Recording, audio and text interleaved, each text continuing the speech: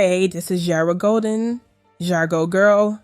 Thanks so much for stopping by for another video. Let's just get right to it. Porsha Williams. I know many of you love her. She can do no wrong. And even when she does wrong, you look the other way. Porsha Williams is your girl. She's that chick, right? So the new season has premiered. And Porsha Williams, she didn't come in hot, I will say that. But they're kind of poking at the bear. But one of the things that I didn't like about Porsha, one of the things I don't like about Porsha Williams, and it goes back to season 9, because she went once she started going so hard on Kandi, especially on that scene where they sat down with each other and she was confident with her chest poked out, and Kandi is sitting there looking confused, like where are you getting this from? That to me, throughout that season, not just that scene, but throughout that season, if you just go back and look, Porsha was just so confident in how she was basically just handling Kandi, and Kandi is like confused on where any of this stuff is coming from, but she's just, okay. I said then, Porsha's not a good person. I can't say she's not a good friend because I don't know her personally. I've never met her. But when you just think about that whole situation with Kandi, you being that dumb to let someone play with your head to go after her. Another time along the way, her sending a letter to Shamia so as to explain why she can't make it to Shamia's wedding. Can you imagine someone that you're calling your best friend not making it to your wedding? There's more.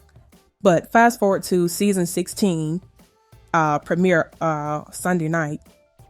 So they finally sit down. And now the clip where they ended that episode was Porsha telling Drew Sidora, who by trade is an actress and a singer. Porsha's telling Drew she's a low-down, dirty person. Excuse me, miss? You presented Fallon as a good friend of yours. You got into a relationship with Fallon's guy, Simon Guobadia. My apologies for mispronouncing your name. I don't take that lightly. You got into a relationship with Simon, married him, and here we are 2.5, 3 years later, you're now going through a divorce from him, all the while refusing to get out of that man's mansion. Because what you saw on the show with Shamia, and this is why I think Porsha was so pissed. What you saw in Shamia's home, Simon has something similar. Simon has a big, huge, expensive mansion as well. And Porsha wanted to flaunt that mansion. But back to Porsha and Drew. She tells Drew that she's low down and dirty because Drew, she asked Dennis to film with her for this season. Remember, Drew by trade is an actress and a singer. Drew and Dennis have been working together to create music. Porsha is in her feelings because, as you remember, obviously, Porsha's daughter is by Dennis. The relationship ended. They didn't get married, but Porsha did marry Simon. But she's all on Drew's neck about wanting to film with the person who is helping her create. That makes no sense. Because if she were working with, just pick anybody, any producer you know, or just any person who's helping her create. If she were asking them, hey, I want you to appear on the show so we can talk about because this is what's going on in my life. And I want to lay down the foundation, or I want to lay this out. I want viewers to see what I've been working on. I want to make this part of my story. Why is she not within her right to do that? Porsha, I know people love her. To me, she's not a girl's girl. She just isn't.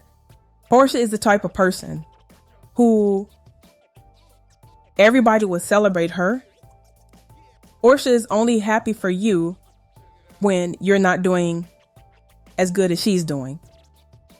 And I know they're going to let me have it because She has a strong following, a strong support system that loves her. She can do no wrong. Porsha, I'm telling you, she is that chick.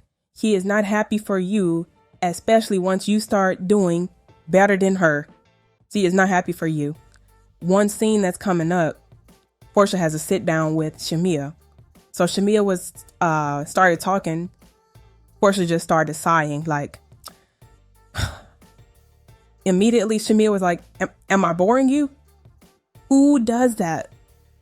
But I can guarantee you, Porsha's gonna dismiss it, or she's gonna explain it away by saying, "Oh, I had just got off a flight. Oh, I was tired. Oh, my daughter was sick the night before. I had been up all night. Oh my God, this is going on." It's never just going to be any accountability. None whatsoever.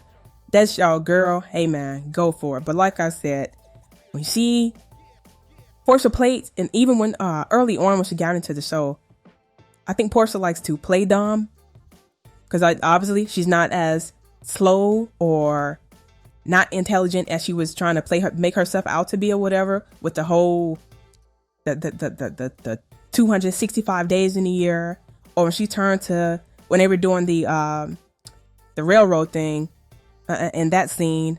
Who was driving the train? Who was driving the train?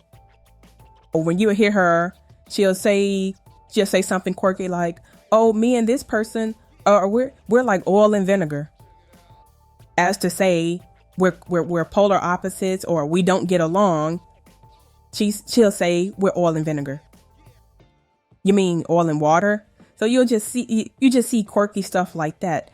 I don't look at that as, "Oh, yep, she's dumb." Yeah, she's dumb. She said 265 days in a year. Something the elevator doesn't go all the way to the top, but she is definitely not dumb. You know what I mean? So call that a backhanded compliment, whatever you want to call it. This is not a compliment at all, but call it backhanded or whatever. Porsha's not dumb. She's not stupid. And she's also not a girl's girl. But that is my take. It's still early in the season. They had a pretty decent number. The numbers weren't great. They're never going to go back to Real Housewives of Atlanta old, when they were clearing easily 3-4 million views every week. They're never going back to that. I think this episode that premiered this past Sunday, they had right about 750,000 viewers. So, that's up from the 500,000, 600,000 views or whatever. But, we'll see. Everything comes to an end eventually. So we'll actually see how this all plays out. I don't think the season's going to I don't think it's going to give us anything so grand and great that we haven't seen before. Because again, I do feel wholeheartedly the show has run its course. The best years for Real Housewives of Atlanta, the best years are behind them. And as a matter of fact, I think you can say that about any of the installments. The best years are behind them.